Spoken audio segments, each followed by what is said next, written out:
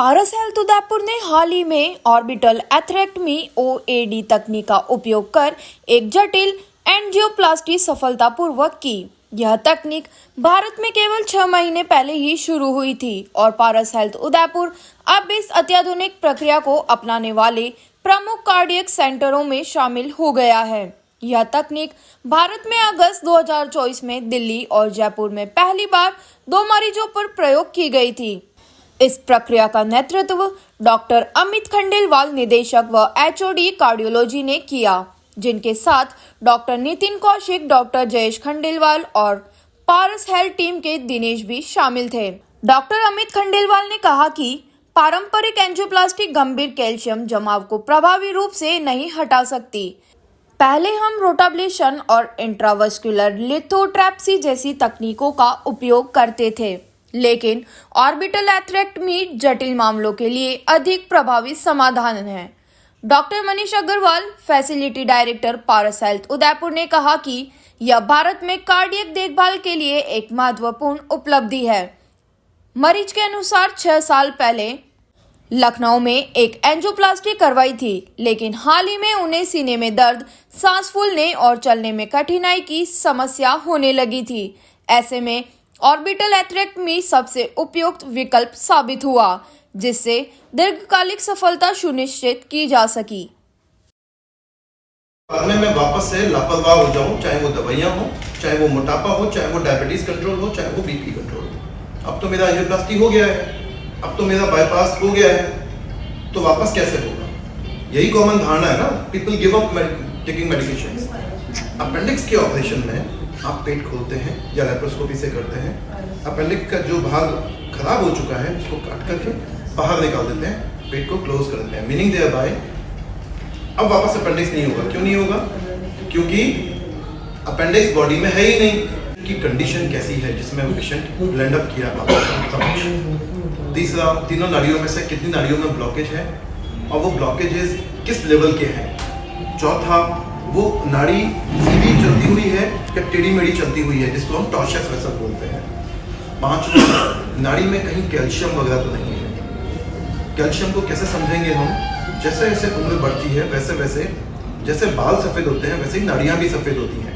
Meaning there bye वहाँ पे deposits जो होते हैं कोलेस्ट्रॉल के, उसमें कैल्शियम जमा हो जाता है। तो कैल्शियम जमा होने से तकलीफ क्या है? वो कैल्शियम नहीं टूटेगा अगर, और हम जाकर के सिंपल वायर बलून करके स्टेंट लगा के आ जाते हैं कई बार, तो वो स्टेंट लॉन्ग टर्म में कितना चलेगा वो प्रश्नवाचक चिन्ह हो जाता है, भले ही कितना ही उन्नत किस्म का इम्प्लांट हो, स्टेंट हो। So how can we deal with that? Number 1 thing is, पहले ये मालूम करें कि कैल्शियम कितना है। उसके लिए एक और टेक्नोलॉजी होती है जिसको बोलते हैं हम IVUS या OCT।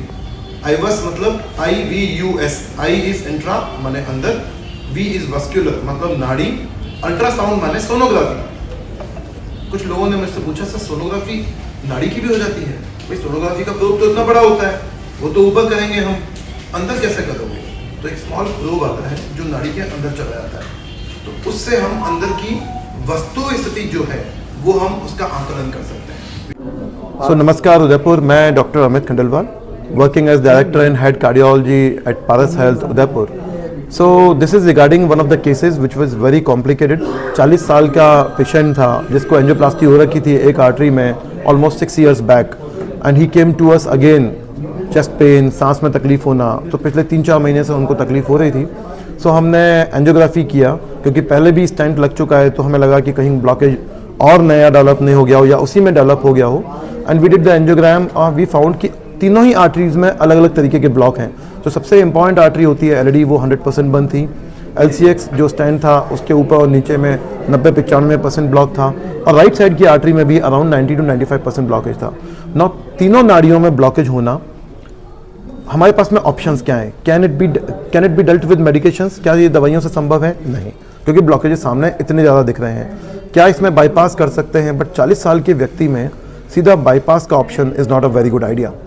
Now angioplasty was the answer, but angioplasty से हम जो इतना कैल्शियम था, जो हमने IVUS टेक्नोलॉजी के ज़रिए मालूम किया कि इतना कैल्शियम होने पर the best thing would be कि हम उस कैल्शियम को ट्रीट करें फर्स्ट और फिर स्टेंट लगाएं। तो कैल्शियम को ट्रीट करने के 2-3 उपाय थे हमारे पास। एक रोटाब्लेशन IVL इंट्रावास्कुलर लिथोट्रिप्सी और OAD ऑर्बिटल एथेक्टमी डिवाइस। सो हमने ऑर्बिटल एथेक्टमी यूज़ करके उस कैल्शियम को हटाया और तीनों ही आर्टरीज में एक एक स्टेंट प्रत्यारोपित करके उस पेशेंट को बचाया। एंड इम्पॉर्टेंट थिंग इज़ कि ये टेक्नोलॉजी अपने देश में, अपने भारत देश में सिर्फ पिछले 6 महीने से है, और आउटसाइड राजस्थान, जयपुर में अगर देखूं तो एंटायर स्टेट ऑफ राजस्थान में ये पहला केस है। एंड इट्स नॉट अबाउट पहला और दूसरा केस, what is more important is technology का आना, टेक्नोलॉजी को यूज़ करना for the betterment of the patients, for the betterment of society at large is very important. So ये तो एक बात है। दूसरी संक्षेप में एक चीज़ मैं बोलना चाहूँगा, 40 साल की उम्र हम सबके लिए थोड़ी सी कम उम्र है, हमें बचना है बीमारी से। So I would urge the youth कि प्लीज़ स्मोकिंग वगैरह जो आप कर रहे हैं, टोबैको यूज़, उसको अवॉइड करें। कोलेस्ट्रॉल, मोटापा थोड़ा सा बचाएं, डायबिटीज़ से बचें, जितना बच सकते हैं वो बचें। देखिए, you can not change your family history. Family history मतलब आपके घर में अगर किसी को हार्ट अटैक है, उसको आप चेंज नहीं कर सकते, आपके माता पिता को आप चेंज नहीं कर सकते। You are getting my point. What you can change is आप अपने लेवल पे चेंजेस ला सकते हैं। So adopt those changes, stay fit, stay healthy. Thank you.